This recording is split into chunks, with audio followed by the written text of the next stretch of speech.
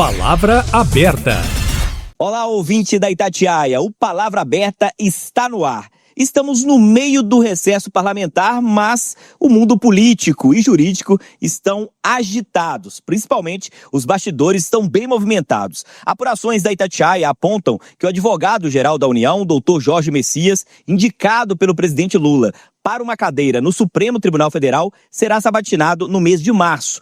Articulações, movimentações, visitas a gabinetes de senadores, o famoso beijamão, tudo isso vem acontecendo desde que o nome do AGU foi indicado para a nossa Suprema Corte.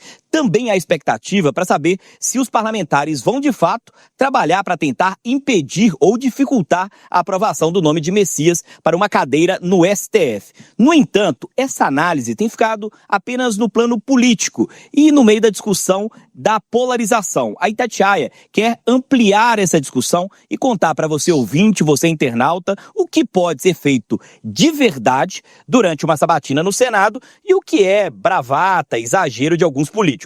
Para isso, nós vamos conversar com dois especialistas do ramo do direito. Estamos aqui na Itatiaia, no Palavra Aberta. Eu, Mardélio Couto, direto dos estúdios da Itatiaia, aqui em São Paulo. Recebo nos estúdios da Itatiaia, em Belo Horizonte, o pró-reitor da Dom Helder, uma das principais faculdades de direito do país, o doutor e professor Caio Lara. E também estamos aqui numa conexão virtual com a professora de Direito Constitucional do UniArnaldo Centro Universitário de Belo Horizonte, tradicional instituição de direito da capital mineira, a doutora e professora Virgínia Machado. Vou começar conversando com o doutor Caio, que está nos estúdios da Itatiaia em Belo Horizonte. Doutor, bom dia, obrigado por aceitar o convite da Itatiaia. Eu gostaria de começar tirando ali todo o misticismo em cima de algo que vem acontecendo agora com o AGU Jorge Messias, que é essa atitude aí do beijamão, que é a visita do AGU, do indicado pelo presidente Lula, a gabinetes de senadores. Em meio desse ambiente polarizado das redes sociais, muita gente vem criticando esse tipo de atitude, mas queria que o senhor, que é especialista, contasse pra gente. Isso não é comum nem inédito, né? Isso faz parte desse processo. Bom dia, obrigado por conversar com a Itatiaia. Bom dia, Mardélio, é um prazer estar mais uma vez colaborando com a Itatiaia.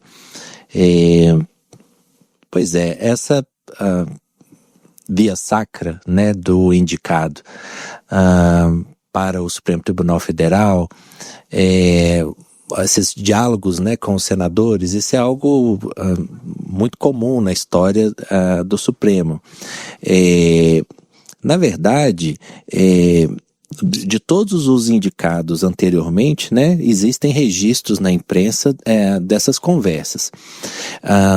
O Senado Federal tem um histórico de mais de um século de não recusar o indicado pelo presidente da República, né, o chefe de Estado, chefe de governo. As últimas reprovações datam de 1894, ainda no governo Floriano Peixoto. Então é claro que existe um trabalho anterior, né, para que a sabatina ocorra em situação razoável, né? Então é por aí que acontece, é algo absolutamente natural em vista da história recente. Doutora Virgínia, obrigado por conversar com a Itatiaia. Tocar nesse ponto com a senhora, beijamão é porque os jornalistas apelidaram essa via sacra, como o doutor Caio disse, e apelidaram dessa expressão de beijamão porque é um processo ali de visita a gabinete a gabinete. Queria que a senhora me corrigisse se eu estiver errado, mas assim como a gente tem o candidato a vereador, a prefeito, que vai na casa ali do cidadão para pedir voto, apresentar as ideias, seria algo parecido que acontece nesse momento de visita no Senado Federal, do indicado visitando os senadores, os gabinetes? Bom dia. Obrigado por conversar com os ouvintes da Itatiaia. Bom dia, Mardélio. Bom dia, professor Caio. Bom dia a todos os ouvintes da Itatiaia. É um prazer enorme estar aqui com vocês nesta manhã. Bom, como disse o professor, realmente é algo que acontece rotineiramente em todas as indicações de ministros do Supremo.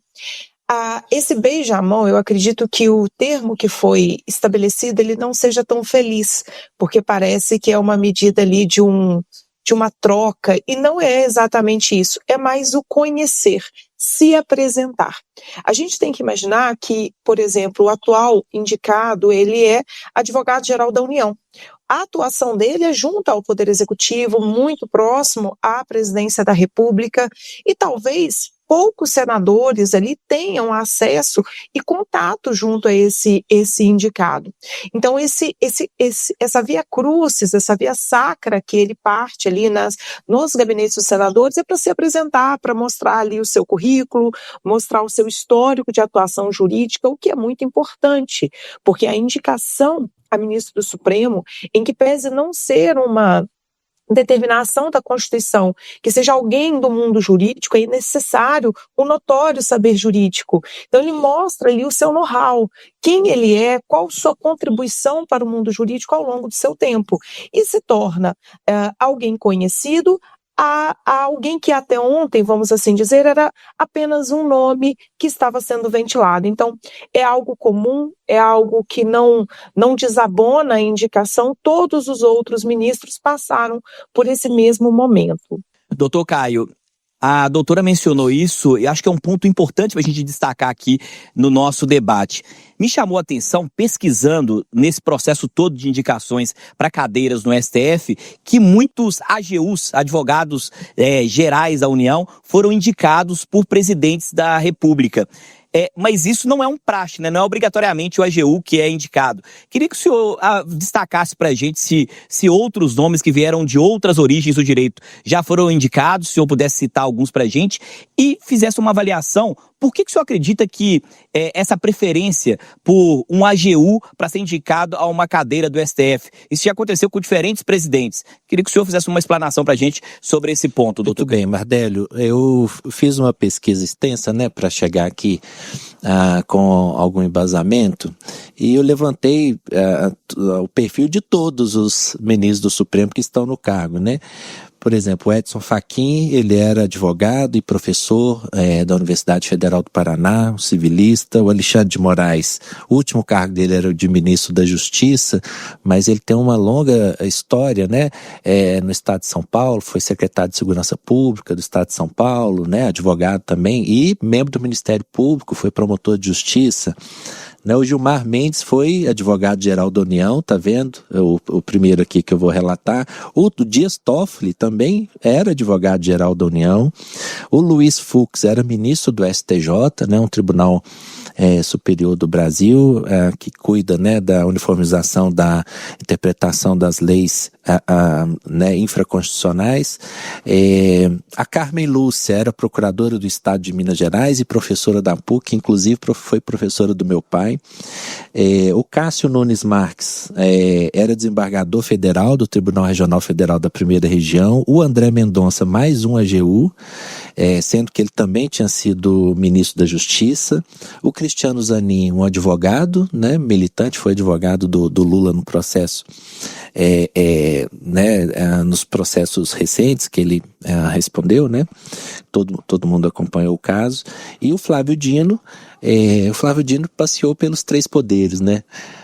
Ele foi juiz de carreira, depois foi governador do estado do Maranhão e senador eleito, e depois virou ministro da Justiça, passeou pelo Executivo, pelo Legislativo, pelo Judiciário e agora ocupa um cargo na Suprema Corte, né? Então, uma composição diversa, né? Mas desses cargos, né, o que tem o maior número de registro, né, o André Mendonça, o Dias Toffoli e o Gilmar Mendes, é de fato o advogado-geral da União. Doutora Virgínia, essa proximidade que o presidente da República tem com o AGU, que assim, em bom português, se a gente puder explicar de um jeito simples, ele tá ali, ele é o braço direito do presidente da República quando o assunto são questões judiciais. Inclusive, o Jorge Messias foi importante em algumas vitórias do governo na justiça, né? Algo que o governo considerou que foi injustiçado no Congresso Nacional, algumas coisas foram parar no Supremo Tribunal Federal e o AGU conseguiu vitória em momentos importantes. Essa proximidade com o presidente da República é o que dá mais notoriedade para o AGU nesse processo ao ser lembrado para ser indicado para a nossa Suprema Corte, doutora? Bom, acredito que é uma das razões. Se a gente for observar, né, como você bem pontuou, a proximidade de um advogado-geral da União, no caso do presidente da República, como a gente poderia fazer paralelamente, por analogia, nos casos dos procuradores de Estado, né, dos AGs, dos procuradores gerais de Estado, eles são próximos aos governadores. Então, há uma questão relacionada à confiança, ao conhecimento, a já ter, né, vamos assim dizer, uma vista sobre a atuação desse jurista no campo ali de batalha do Estado, né? Então, é importante a gente também destacar que, uma vez que esse indivíduo sai da condição de AGU e passa a ser, né, como a gente acredita que possa vir a acontecer com o Messias, a ser ministro do Supremo, ele perde o vínculo com o Poder Executivo, ele passa a ser membro do Poder Judiciário, devendo ter total isenção e imparcialidade em seus julgamentos, tá certo? Então, casos que envolvam a União, que venham a ser encaminhados ao Supremo para análise, ele tem que analisar ali como um magistrado, como um terceiro imparcial, como determina a própria Constituição. Então, eu acredito que é só neste momento, ou, né, vamos imaginar que é assim que deve ser, neste momento de escolha, eu tenho alguém da minha confiança, alguém que eu sei que é bom na sua atuação, eu o indico. A partir dali, a carreira dele ganhar caminho próprio, desvinculando do Poder Executivo e ganhando ali o seu assento no Poder Judiciário. Doutor Caio, eu queria ampliar essa discussão. Nesse tempo que a gente vive de polarização, nós podemos dizer que tem muita espuma em cima de muitas discussões, né? A questão técnica, às vezes, fica afastada da discussão. A gente viu muito político indo para a rede social dizendo que vai barrar a candidatura do AGU, que não vai deixar essa candidatura passar, algumas pessoas se articulando, mas o senhor já mencionou isso brevemente, não é uma tarefa tão simples barrar uma indicação de um indicado ao Supremo Tribunal Federal. Inclusive, queria que o senhor retomasse isso. Não faz parte do histórico recente reprovações de nomes, né, doutor? Sim, lá no governo Floriano, né? Inclusive, na época, os indicados nem eram do direito, eram generais, eram médicos. De fato, não vai acontecer agora, é muito improvável uma reprovação do Jorge Messias, né? Mas não quer dizer que ele não possa ter uma sabatina tranquila, né? A gente teve, por exemplo, na sabatina do Edson Fachin, lá em 2015, um embate muito severo, porque na época a oposição já estava fazendo jogo duro, né, contra o governo Dilma Rousseff, né, que foi quem indicou, e o Fachin, ele tinha tido um histórico de advogar para movimentos sociais. Ele foi advogado do movimento Sem Terra. Então, na sabatina, os senadores de oposição ficaram jogando casca de banana em alguns temas jurídicos, perguntando, por exemplo, para ele o que ele entendia como função social da propriedade. Mas o Fachin, como grande professor que é de direito civil, né, respondeu com várias e várias teorias sobre a função social da propriedade. Percebe? Então, ele saiu muito bem, né? Foi um tapa de luva na cara daqueles que não entendiam que ele tinha um notável saber jurídico, que é um dos requisitos da Constituição para esse cargo. Mas ainda assim, ele teve uma votação final relativamente incomum, né? O placar do Fachin foi 52-27, ele teve 27 senadores contrários à indicação dele, foi 1/3. Isso não aparece com frequência, né? Por exemplo, a da Carmen Lúcia, ela teve 55 votos a favor e apenas 1 contra, né? Então, o histórico, né, relativamente recente do Supremo indica a aprovação por ampla maioria, né?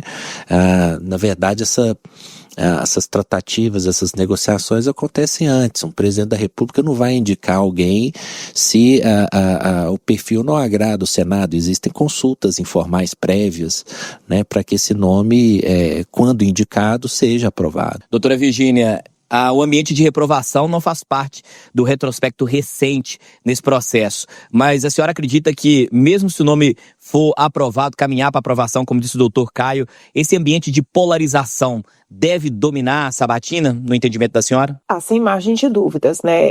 É algo que nós não podemos fechar os olhos para a realidade social e política do Brasil neste ponto. Nós vivemos hoje num país extremamente polarizado e o Congresso, ele é um retrato disso, né? Tanto na Câmara dos Deputados quanto no Senado. A sabatina ocorre no Senado. Então, acredito sim que temas espinhosos vão ser perguntados ao indicado, vão tentar colocá-los em saias justas, justamente para quê?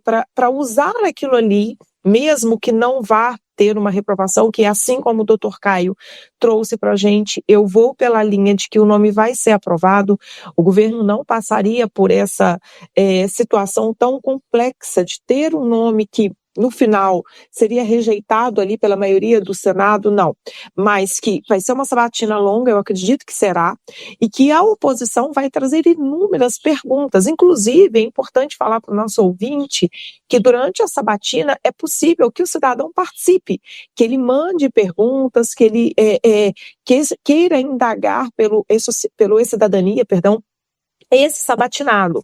Então, eu acredito que essas perguntas, esses questionamentos um pouco mais controversos, que estejam aí na pauta do debate político, sejam encaminhados. Mas, consequentemente, para a ida ao plenário, que é o plenário que vai definir, acredito pela aprovação também do nome do Messias. Doutor Caio, a gente está caminhando aqui para o final, mas eu queria tocar muito num ponto com os senhores aqui, que acho que é importante a gente explicar isso para o ouvinte, para tirar a discussão desse ambiente polarizado. Diferente de uma situação onde, por exemplo, um prefeito indica um secretário para um posto, o secretário passa a defender ali aquela pasta aos olhos do prefeito. A doutora já mencionou isso brevemente, a doutora Virgínia, queria que o senhor falasse sobre esse ponto. Depois que um nome é indicado e aprovado ao Senado, não necessariamente esse nome vai votar pelos interesses do governo, né? Pelo contrário, se eu me corrijo se estiver errado, eu dei uma pesquisada aqui, vários nomes que foram indicados pelo presidente Lula lá atrás acabaram votando em decisões contra o presidente Lula no Supremo Tribunal Federal, lá na época do Mensalão. Tivemos também ministros que foram indicados pela Dilma e votaram em posicionamentos contra o governo Dilma. Então, isso não tem uma relação com outra não, né, doutor? Se eu me corrijo se eu estiver errado. Não, o presidente da República vai escolher alguém que tenha alguma identificação em termos de visão de mundo, né? Não vai escolher alguém que pensa radicalmente contrário ao que ele pensa. Isso é uma prerrogativa do presidente. Mas a partir do momento em que o Senado aprova um indicado, o novo ministro ele vai ter completamente a sua autonomia e isenção para ele decidir conforme a sua convicção. Claro que seguindo, né, o norte da Constituição da República. Sobre o histórico, né, eu queria contar a história do Dias Toffoli, né, que foi indicado pelo Lula, na época que eu era graduando ainda, eu estava na faculdade, foi em 2009, e a indicação do Toffoli foi uma indicação controversa, né, porque a Constituição estabelece o notável saber jurídico como requisito, e ele tinha sido reprovado no concurso para juiz de primeiro grau 2 vezes.